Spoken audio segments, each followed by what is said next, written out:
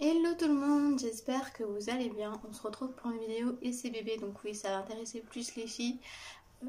Parce qu'en général, c'est les filles qui se renseignent pour ce genre de choses. Mais j'en ai déjà fait une il y a quelques temps. Mais j'ai remarqué qu'il y avait certains points assez importants à mon goût que j'ai pas abordé avec vous. Donc comme vous le savez peut-être pas, j'étais en essai bébé et j'ai réussi à tomber enceinte au bout de 2 cycles. Pour ma fille c'était pareil. Bon, pour ma fille j'étais moins dans les essais, hein. J'avais 16 ans et demi, j'étais moins à fond dedans. Mais quand même, j'ai quand même réussi à tomber enceinte au bout de 2 mois. Donc je pense que je suis assez fertile, très clairement. Je pense que c'est ce qui fait que j'arrive à tomber enceinte assez rapidement. Mais j'ai quand même énormément de chance. Mais j'ai quand même appris certaines choses en fait durant ces cycles d'essai. Et j'ai quand même étudié un peu la chose avant de retirer ma contraception. Parce que bah, comme vous savez, hein, vous avez un temps, hein, vous prenez rendez-vous pour enlever, bon, moi c'était un implant, vous prenez rendez-vous pour enlever l'implant, vous n'avez pas rendez-vous le jour même, hein, ça c'est clair. Donc du coup pendant ce temps-là, étant donné que je désirais déjà un enfant, j'ai commencé à me renseigner. Et je pense que ça m'a beaucoup aidé et ça peut aider aussi pas mal de filles dans ma situation, dans la situation que j'étais avant. Donc voilà, je vais vous partager mes petits conseils et mes petites infos. J'espère que ça pourra vous aider. Je ne sais plus exactement ce que je vous avais dit dans la précédente vidéo concernant les essais bébés. Donc je vais un peu récapituler, donc si je me répète je suis désolée, mais je vais ajouter des détails et importants quand même. Et je voudrais parler aussi des filles qui ont un cycle un petit peu plus long que 28 jours, comme on en entend beaucoup plus parler. J'avais parlé de 28 jours, mais évidemment on va parler un peu du reste. Si jamais vous avez un cycle autre que celui que je vais aborder aujourd'hui, donc je vais aborder le cycle de 34 jours, n'hésitez pas à venir me demander sur Instagram et je vous aiderai à calculer à peu près votre date d'ovulation. Faut savoir que je suis en contact avec plein de filles, mais plein de filles en essai bébé, et j'essaye de les aider comme je peux. Jusque là mes conseils ont été plutôt bénéfiques. Enfin, elles sont pas enceintes, hein, enfin pas que je sache pour l'instant. Bien évidemment je suis tous leurs essais, hein, juste du début jusqu'à la fin. Dès qu'elles ont un symptôme elles viennent m'en parler, tout ça. Elles sont pas du tout obligées, hein. Mais je leur demande, et puis quand elles me disent oui, même si à chaque fois elles me disent oui, eh bien elles viennent m'en parler, même si je sais que de toute façon quand on essaie bébé on a besoin d'en parler, et encore plus avec quelqu'un qui peut nous conseiller. Donc voilà, pas du tout, mais alors pas du tout professionnelle, ni gynéco, ni sexologue, ni rien du tout. Je me suis juste renseignée et jusqu'ici j'ai pas eu de problème. Je dis que la vérité. J'ai pu aider quelques filles à localiser leur ovulation plutôt correctement. Donc je pense que mes conseils sont de bons conseils. Voilà, vous n'êtes pas du tout obligé de les suivre. Mais je pense que si jamais vous cherchez des conseils, ça pourra vous aider. Je suis désolée, vous allez entendre les voitures passer et tout ça. Si personne ne klaxonne, ça ira. Mais je suis à côté de la fenêtre parce que bah, c'est là où il y a la luminosité. Et en plus de ça, la prise parce que j'ai plus de batterie. Voilà. Donc on va commencer tout de suite. Donc je voulais quand même aborder le cycle de 34. Je vais prendre le cycle de 34 jours. Donc pour un cycle de 34 jours, sachez que l'ovulation arrive 20 jours après la date, le premier jour de vos règles en fait. Voilà. Ce que je vais faire pour pas me perdre dans mes calculs, je vais partir du premier. Voilà. Donc, admettons que vous avez vos règles le premier du mois, donc admettons le 1er août. 20 jours après, donc le 20, vous avez votre ovulation. Alors attention, comme je le dis à toutes les filles avec qui je parle, l'ovulation, il y a des filles qui vont ovuler un petit peu plus tôt, ça arrive. Certains mois ils vont ovuler bien à la bonne date, certains mois vont ovuler un petit peu plus tôt, d'autres mois un petit peu plus tard. Certaines femmes vont ovuler un peu moins fort, d'autres femmes un peu plus fort. Voilà, ça dépend des femmes et ça dépend des mois et ça dépend des humeurs et des cycles en fait. Désolée, vous allez entendre Thaïs en arrière-plan. Donc, du coup, vous allez avoir votre date d'ovulation 20 jours après, pour un cycle de 34 jours. Pour un cycle de 34 jours, vous allez avoir votre ovulation 20 jours après, donc le 20. Sachant que vous avez une période de fertilité qui commence 4 jours avant la date d'ovulation et qui finit un jour après la date d'ovulation. Pourquoi un jour après la date d'ovulation? Tout simplement parce que l'ovule est fécondable encore 24 heures après la délivrance en fait de l'ovule en fait. Dès qu'elle est délivrée, elle dure 24 heures pour pouvoir être fécondée. Donc si vous avez un rapport le lendemain de votre ovulation, il y a fortement de possibilités de tomber enceinte quand même. Voilà, donc si vous ovulez le 20 et que vous avez un rapport que le 21, c'est pas grave, votre ovule est encore viable et donc est encore fécondable. Enfin viable, est encore fécondable. Donc je sais pas si vous savez, donc comme je viens de vous dire, l'ovule dure 24 heures. Enfin est fécondable 24 heures. Et le spermatozoïde, lui par contre, est viable 2 à 3 jours dans votre corps. C'est-à-dire que si vous avez votre ovulation le 20 et que vous avez un rapport le 18, il y a des chances que le rapport du 18 fait que vous pouvez féconder le 20. Je sais pas si vous comprenez ce que je veux dire. Si jamais vous comprenez pas, n'hésitez pas à venir me voir en DM sur Insta. Je vous expliquerai plus en détail et plus avec vos mots, parce que chaque personne a ses mots qui comprend mieux. Voilà, moi je sais que je parle pas très scientifique, donc voilà, mais bon. Voilà, la période de fertilité, donc il y a la période de 5 jours. 5 jours. Dans lequel est comptée l'ovulation, donc avant le dernier jour, donc l'ovulation est là, donc au 4e jour. La fertilité commence 4 jours avant l'ovulation, donc si vous êtes en ovulation le 20, 19, 18, 17, à partir du 17, vous allez avoir votre période de fertilité. Donc pendant ces 5 jours, vous allez avoir plus de chances de tomber enceinte que le reste du mois, mais moins de chances que le jour avant la fin de la fertilité, donc l'ovulation. L'ovulation, c'est le jour up. C'est le jour plus de chance. Les femmes qui tombent enceintes en dehors de l'ovulation, donc pendant la période de fertilité, ça arrive beaucoup de fois, hein, nombreuses fois. Voilà. Sachez que on me demande souvent tous les combien il faut faire à peu près l'amour pour pouvoir avoir plus de chances de tomber enceinte. Alors il y en a qui me disent tous les jours, il y en a qui me disent... moi personnellement je le fais plusieurs fois par jour pour être sûre. Alors ça sert à rien. Ce que vous allez faire en fait, alors si jamais vous avez envie de faire l'amour tous les jours, il n'y a pas de souci, hein, faites-vous plaisir, hein. Mais sachez que si vous le faites juste pour avoir un enfant, du coup l'envie n'est pas la même.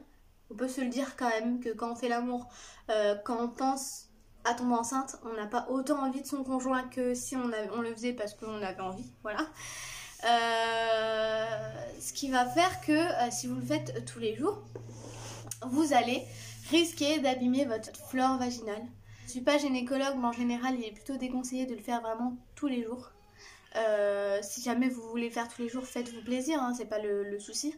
Mais sachant que vous penserez seulement à faire un enfant, ce qui n'est pas le mieux pour tomber enceinte, à vrai dire, mais bon, c'est plus difficile de pas y penser. Vous allez abîmer votre flore vaginale et au moment où il va falloir vraiment le faire, bah ça va vous faire mal et vous n'allez pas pouvoir le faire. Donc voilà, plus vous allez le faire tous les jours et plus vous aurez mal. Bon après, ça dépend, hein, chaque femme est sensible différemment, hein. Donc voilà. Sachez que trop de rapports provoquent des mycoses. Je dis ça, je dis rien, hein. C'est pour vous que je dis ça, hein. Chez les hommes et chez les femmes. Alors attention, souvent on entend mycose vaginale, mais un homme peut très bien avoir des mycoses. Et une mycose n'est pas... c'est pas un truc parce que t'es sale ou parce que tu t'es pas lavé. Pas du tout. Pas du tout. Ça peut être dû à trop faire l'amour, ça peut être dû à un préservatif que vous supportez pas, ça peut être dû à un gel lubrifiant que vous supportez pas, ça peut être dû à plein de choses comme ça. Ça n'a pas forcément de rapport avec la propreté, hein. Alors dites-vous pas, j'ai une mycose vaginale, mon dieu la honte. Alors certes c'est pas un truc qu'on crie sur tous les toits, c'est sûr, c'est normal, mais c'est pas parce que vous êtes sale ou quoi, hein. Faut pas vous sentir mal par rapport à ça. Et si jamais vous avez une mycose et que vous voulez pas avoir de rapport et votre conjoint du coup vous voulez pas lui dire mais qui comprend pas pourquoi vous voulez pas avoir de rapport, vaut mieux lui dire, je pense. Voilà pour ça. Sinon, je disais, donc vaut mieux le faire à la rigueur tous les 2 jours si vraiment vous êtes impatient de tomber enceinte. Sachez que c'est pas parce que vous allez le faire plus souvent que vous allez forcément avoir plus de chance. Enfin, si, techniquement, si. La probabilité est forcément plus élevée. Mais on tombe plus facilement enceinte quand on ne pense pas à tomber enceinte que quand on y pense. Alors c'est vrai, ça paraît con, mais le psychologique touche beaucoup sur tout le corps en fait, tout simplement. Bon, vous allez voir une petite toute nue derrière. Elle est pas toute nue, elle est en couche, hein. Parce qu'elle pleurait pour venir. Donc j'ai laissé venir, donc j'espère qu'elle va pas trop nous embêter. Faites, essayez de faire abstraction à ce petit être qui est quand même tout de même très mignon. Donc, elle va venir nous embêter, hein, c'est une obligation. Si elle se met pas devant moi, déjà, ça sera déjà bien. Si elle touche pas au trépied aussi, ça sera bien. Mais à mon avis, c'est peine perdue. Voilà, tu veux venir? Elle est contente. Bon, alors, pour faire un bébé, comme ça. Donc du coup, oui, à la rigueur, je vous conseille de le faire tous les 2 jours. Pour pas abîmer votre flore vaginale et pour avoir quand même des chances de tomber enceinte. Donc tous les 2 jours pendant la période de fertilité. Donc si jamais vous avez votre ovulation le 20, sachant que le 13 jusqu'au 13 elle reste fécondable, je vous conseille d'aller jusqu'au 14 pour être sûr au cas où vous avez ovulé un jour après. Si jamais vous êtes vraiment en mode je veux vraiment tomber enceinte absolument. Sachez que toutes les applications pour localiser l'ovulation et tout ça, j'en avais une, je l'ai utilisée un mois, enfin un cycle, et je l'ai abandonnée pour la simple et bonne raison que j'y pensais beaucoup trop en fait. C'est-à-dire que je me levais le matin, je regardais quand est-ce qu'il y avait lieu mon ovulation, je regardais quand est-ce qu'était ma période de fertilité, et dans ma tête je me disais ah il faut que par exemple je sais pas moi le 10 période d'ovulation, il fallait que le 10 il y ait forcément un rapport dans ma tête. Donc forcément le rapport n'était pas aussi bien que si je le faisais par envie vraiment. Si vous voulez, je me disais pas j'ai envie de lui, je me disais je vais faire un enfant, vous voyez, ce qui est quand même différent et on s'en rend pas compte, mais le psychologique au niveau sexuel ça compte énormément.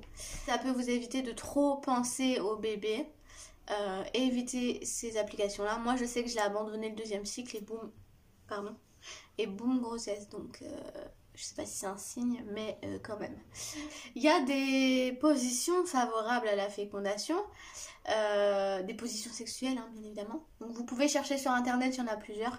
Moi celle que j'ai retenue qui me paraît la plus logique et la plus facile, entre guillemets, c'est la levrette. Alors attention, hein, si vous êtes du genre à être gêné dans le genre de discussion, vous pouvez passer, mais bon, c'est un peu le but de laisser bébé, enfin je veux dire, vous n'allez pas tomber enceinte par le nombril, avec la petite graine, on est d'accord. Donc voilà, c'est quand même important de savoir qu'il y a des positions favorables. Alors la levrette, pourquoi elle est favorable? Tout simplement, c'est une position qui fait que vous relevez un petit peu les fesses. Et donc, et que le pénis peut aller un petit peu plus loin. Et qui fait qu'au moment de l'éjaculation, il peut aller plus loin, quoi. Je sais pas si c'est logique ce que je dis, enfin c'est pas scientifique du tout, hein. Je suis pas sexologue, mais voilà. Bon, j'étais en train de faire mon montage de ma vidéo et je me suis rendu compte que j'ai oublié de préciser un petit détail important. Sachez que lors de l'orgasme, ça sécrète une hormone en fait qui favorise l'ovulation, n'importe quoi, la fécondation. C'est pourquoi la levrette est pas mal, parce que beaucoup de femmes ont plus facile à atteindre l'orgasme avec cette position. Et du coup, sécrète la fameuse hormone qui va du coup aider à la fécondation, comme je viens de le dire. Sachez que, comme je l'ai dit, le pénis peut aller plus profond et donc va jusqu'à l'entrée du col, ce qui est quand même très très près de l'ovule, du coup. Et donc il a un moins long trajet à faire et peut l'atteindre plus rapidement, plus facilement. Étant donné que vous surélevez les fesses, comme je l'ai dit, ça va faire comme un toboggan, quoi. C'est un peu bizarre à dire, mais c'est la vérité. Donc du coup, ils vont arriver plus facilement, les spermatozoïdes vont réussir à arriver plus facilement à l'ovule, sachant que, comme vous savez peut-être pas, les spermatozoïdes, vous pouvez en avoir plein, évidemment, lors de l'éjaculation, on en a énormément. La plupart meurent le long du trajet, hein. Enfin, genre ils abandonnent avant la fin, quoi. C'est pour ça que plus le chemin est court, plus il y en aura qui arriveront jusqu'à l'ovule, donc plus vous aurez de chance de tomber enceinte. Voilà, pour la petite explication un peu plus précise de la chose. Mais c'est vrai que la levrette est très très très très très favorable à la fécondation. Et je vous avoue que c'est grâce à ça que je suis enceinte. Voilà, quand même, je précise. Et donc ça peut donner évidemment de l'élan au spermatozoïde pour aller jusqu'à l'ovule. C'est ce que je disais, si elle se met pas devant déjà, ça sera déjà bien. Va jouer là-bas. Va jouer là-bas. Allez, va, sinon tu t'en vas. Tu veux t'en aller? T'es trop mignonne. Elle est trop belle avec ses petits kikis là. J'ai fait ça pour qu'elle ait les cheveux frisés. Bon allez, parce que là sinon on va faire que des pauses et les gens ils attendent la suite. Voilà.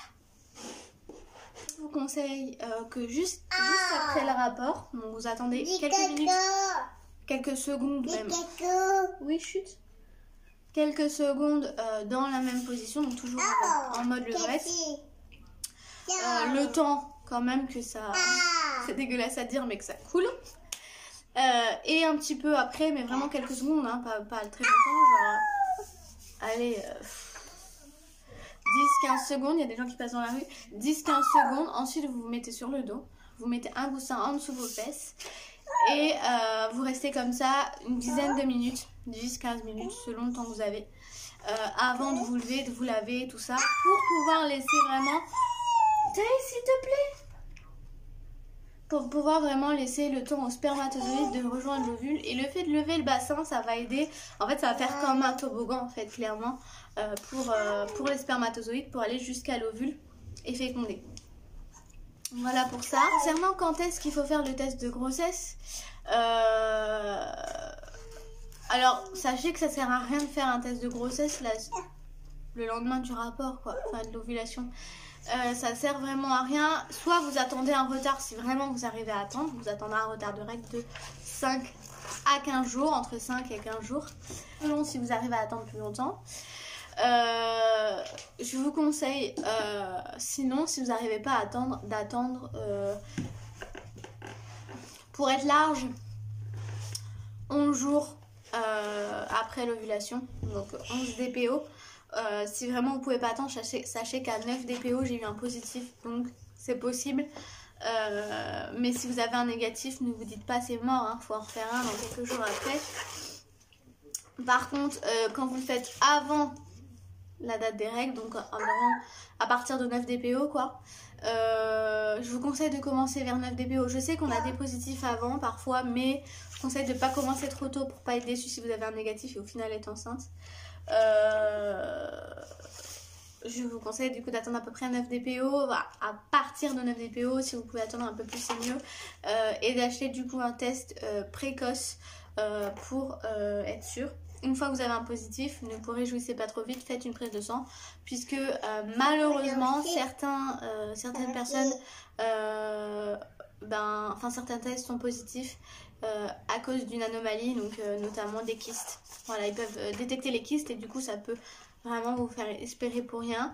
Surtout quand vous achetez le test, vérifiez quand même qu'il n'y a aucune barre, aucun trait avant de le faire. Voilà, même la barre contrôle est obligée d'être invisible avant de faire pipi sur le petit test. Je vous conseille aussi de faire pipi dans un petit pot. Donc à la pharmacie, normalement c'est gratuit.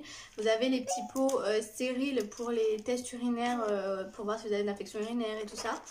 Faire pipi direct sur le bâtonnet parce que vous pouvez faire pipi à côté, ou pas assez, ou trop. Voilà, parce que c'est vraiment important de rester les secondes qui est écrit sur le petit papier. Voilà pour ça. Si jamais vous avez des questions, n'hésitez pas à me les poser, que ce soit en commentaire ou si jamais vous avez un petit peu, vous êtes un petit peu gêné de poser les questions en commentaire, vous pouvez me rejoindre en DM sur Instagram. Je vous mets mon Instagram ici, mais de toute façon il sera en barre d'infos également. J'espère que cette vidéo vous aura plu, j'espère qu'elle vous aura aidé. N'hésitez pas à me dire où vous en êtes dans vos essais, où vous en êtes dans votre grossesse si jamais vous êtes enceinte. Et je vous dis à bientôt pour une prochaine vidéo.